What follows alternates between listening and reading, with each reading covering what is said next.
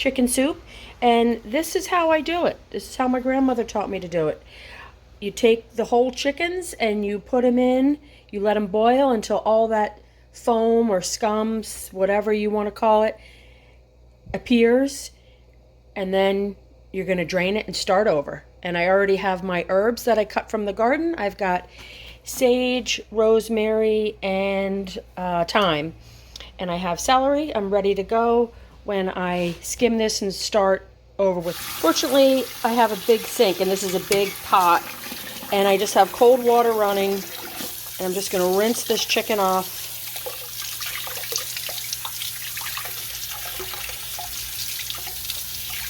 I'm going to set it aside over here. I've got a little bin. I'm going to rinse this pot out, clean it, and start over. I get the pot cleaned out and I start over, and I use cold water just so that it slows the process down. Now I do 2 chickens at a time because I have a pot big enough for it, and I figure while I'm doing it, make use of the time. I've got the pot back on the stove with cold water, and I am ready to add my herbs and celery. I add carrots later in the cooking process.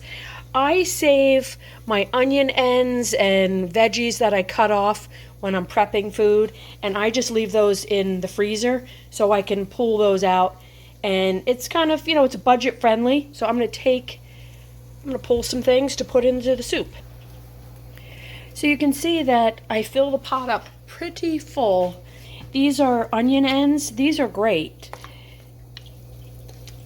It's a good way to use your scraps, unless, if you're not putting everything in compost, which I do that as well. So I just leave the herbs. I don't put them in a herb bag. So I've got the sage, the thyme, the rosemary over here, because I will strain this.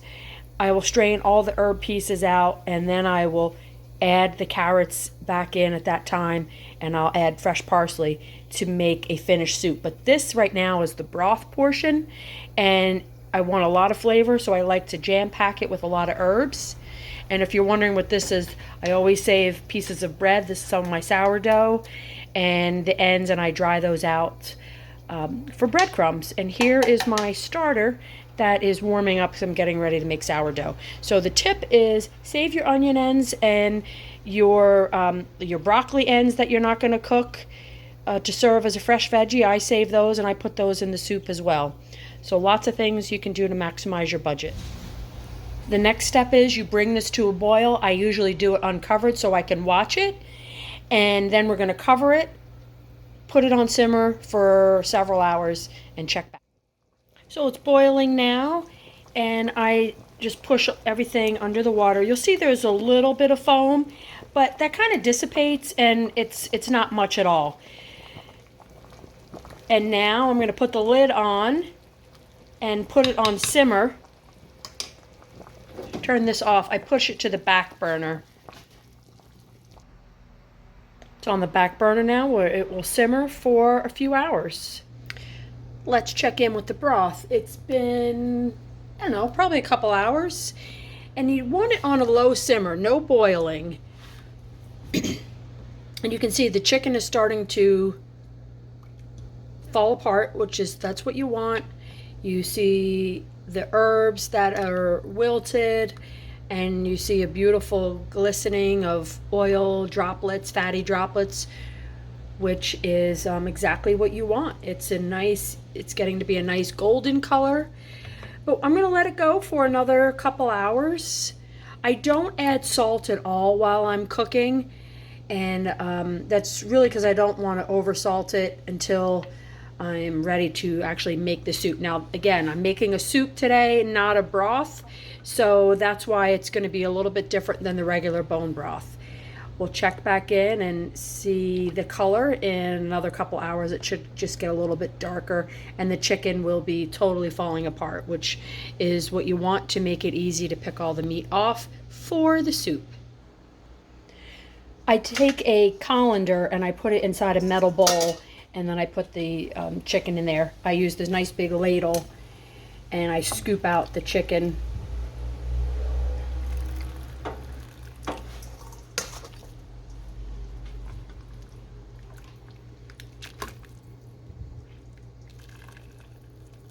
and I'll let this cool a little bit, well, a lot actually, so you can touch it, pull all the meat off, and like I said, I'm going to put the bones back in so I can get a even more richer broth for my soup base. And this is great even when I'm just doing bone broth. I do this and I scoop everything out and put it in a bowl and then strain it from there. So there we go. We're going to let this cool and we'll come back at it. I let it cool for a little bit, and then I'm going to just pull as much of the big meat off as I can. And I'll take the skin off too. So I'm just going to put the big chunks of meat here in a side dish. Obviously the breast is real easy to pull out.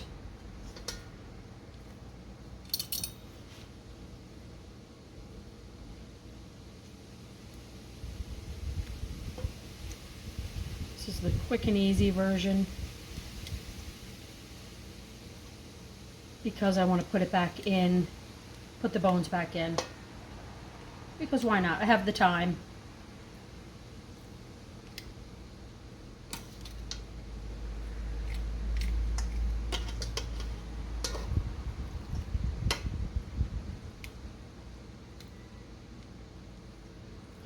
There's several ways you can use this chicken. You can put some of it into the soup or all of it. Usually it's too much to put all into the soup. You can make chicken salad from this. It makes great chicken salad because it's moist and tender. And I'm going to show you the way that my grandmother taught me is you take these little bits and you fry them. And it's a great way to make just a tasty morsel from something so simple. So I will show you that separately. So you can see that's it makes a lot of chicken. So that was 2 chickens, and I still have a whole one to go, but I'm not going to do that all in video. So I picked off all the meat that I'm going to use at this time, and you can see it's a nice amount of chicken meat. These are the bones and some of the herbs and the skin, and I'm going to put this back into the pot. Just want to show you, so having the bowl keeps that's very handy. So let's take this over and put it back in the pot. So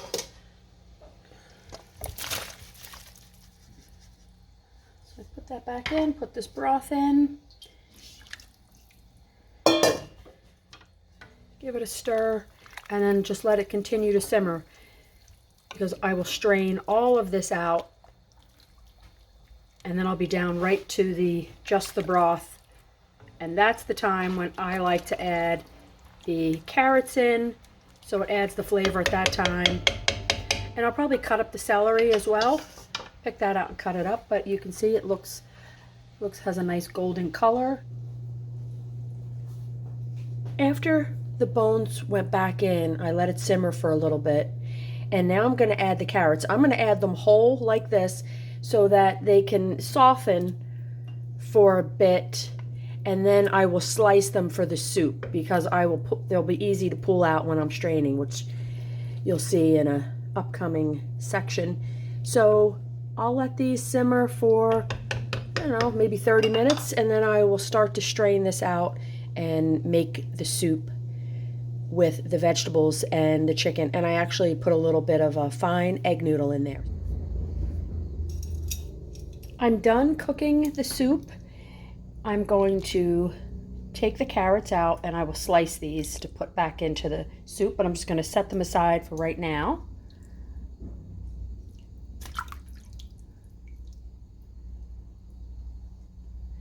And also the celery, because I will slice that up for the soup. And you can see why I leave them into the bigger pieces, so they're easy to pull out. And now I'm going to strain this, pull everything out. Again, I've got my colander with the bowl underneath, and I'm going to scoop everything out and into the colander, and then we'll strain it, putting it into jars.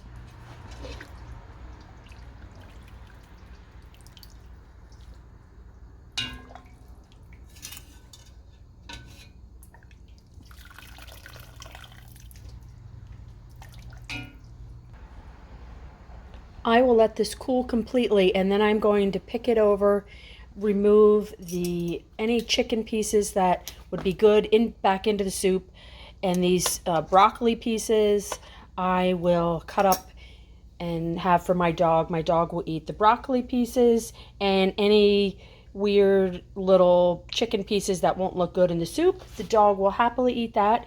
And then that's the next step, is to strain this further, because I want to strain out all the herbs. As you saw earlier, I don't put them in a cheesecloth, which you can do that if you don't want to strain this. I just find it easier to put the whole stalk, branch, everything in, and then I strain it out for a clear broth. This is my setup for straining.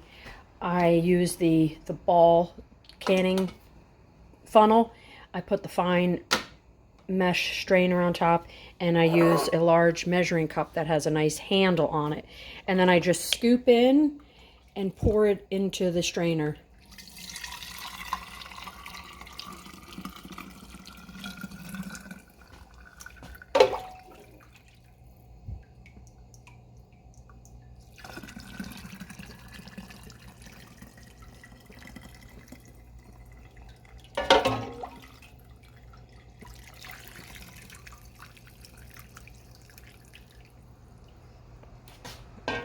So that just shows the nice clear broth here, which will be used for the soup, where I will add the carrots, the celery, and chicken and parsley. These are the egg noodles I like to use. It's a very fine egg noodle, and you can cook this right in the broth if you choose, but I like to retain as much broth as possible. So I'm going to cook these in water and have them cooked in the water, which will then be added to the soup. I have the carrots cut up, parsley is chopped, the noodles are done. There's my beautiful sourdough I made this morning, but that's a side note. And this is the amount of chicken that I'm going to put in this one pot of soup that I'm making. The rest I'm going to leave as broth. After I went through all the bones, these are the veggies and the meat I'm going to have for the dog. I just picked out a little bone. You got to keep feeling it, make sure there's no bones. And then I have these 3 half-gallons of broth, and I'm going to put it all in the pot and then make a soup, which then I will jar separately. I decided not to put the celery in. It was a little bit too mushy. So let's get all this added in and make for a pretty soup.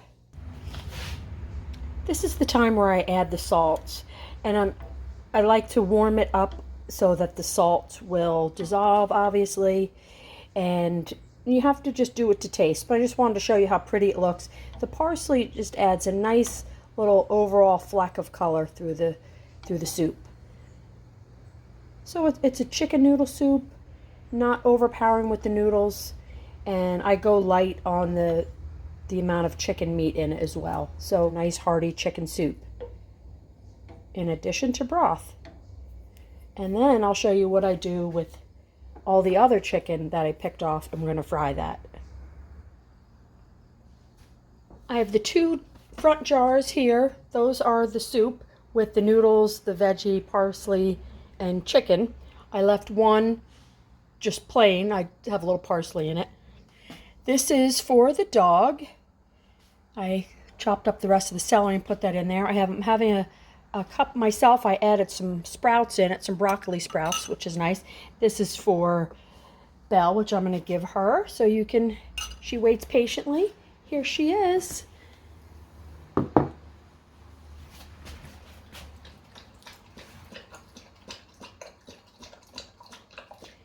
She's a good kitchen helper. Here is how I make the fried chicken. This is the chicken from the soup that I break up into smaller pieces. You don't want pieces too big, something like this or smaller. And I put them into flour with salt and I shake it up. I have several eggs in here that I've mixed, and I've added my raw milk kefir that I make. I know cooking it kills the beneficial bacteria, but I use it kind of like a buttermilk. So that's eggs and kefir, and I have lard here in the skillet, And today I just rendered lard, so that's what this jar is here. So we're going to take the chicken, we're going to put it in the egg wash and into the lard. You got to have it down on a low temperature so that doesn't get too brown. And then I'm going to put it on the skillet. Now the chicken is already cooked, so it doesn't. So we're not cooking it. We're just we just have to get the batter to cook on the outside. So let's do that. I'm gonna get the camera over. Kind of hard to do it one-handed. So you coat the chicken pieces. Okay, so let's just get started. Let's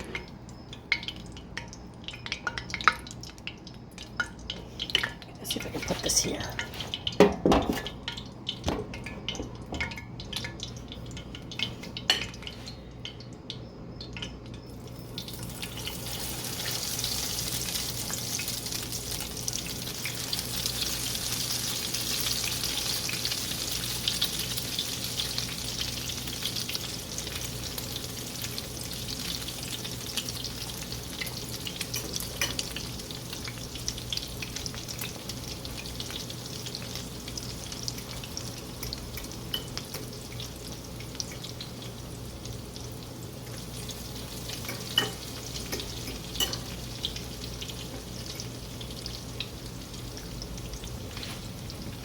Oh, that looks pretty good. Okay, so then I just mix it around here, and you will have these little egg bits kind of accumulating at the bottom of the skillet, which start to burn. So once they start to get really brown, I will scoop them out.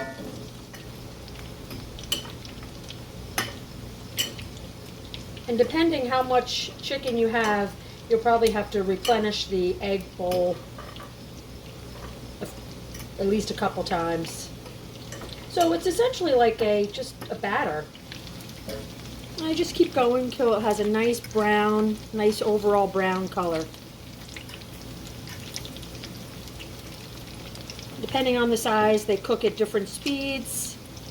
But again, remember the chicken is cooked, so we're just cooking the batter. So you can see this piece here, that has a nice golden brown color. So I have a sheet right here. I'm just going to start putting them on there. And I like to put salt on fairly quickly because that's when the salt will stick.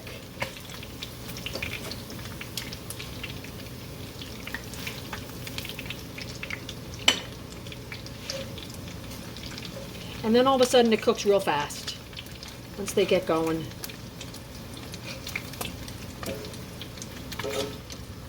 Well, let me just pick up the camera so you can see the nice golden brown color. So I'm just going to fill up this tray here and cover it with salt.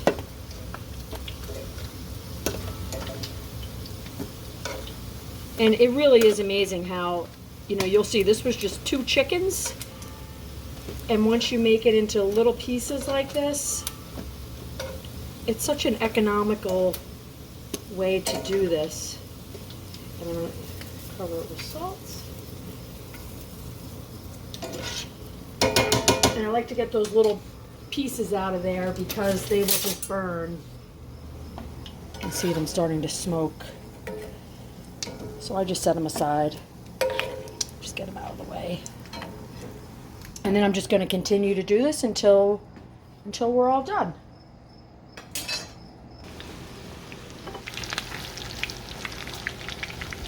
Okay, and then I've got to do another batch of egg wash here.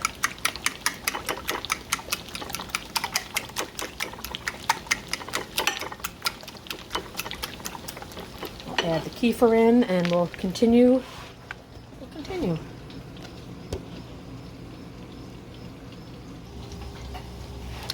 So I'm filling up the sheet there. I just wanted to show you I'm down to the last batch, so it's a lot of little pieces like this here. So it almost makes like a little fried chicken fritter.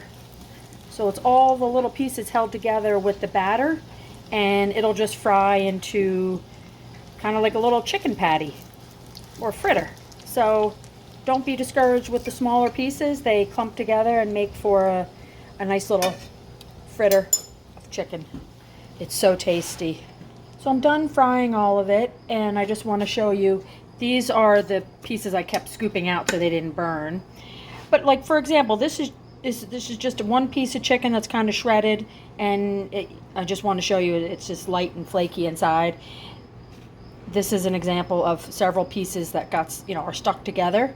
So it's just a really inexpensive way to maximize the chicken. It's a good snack. It's good cold. It's good as a sandwich. It's good as a side next to the chicken soup.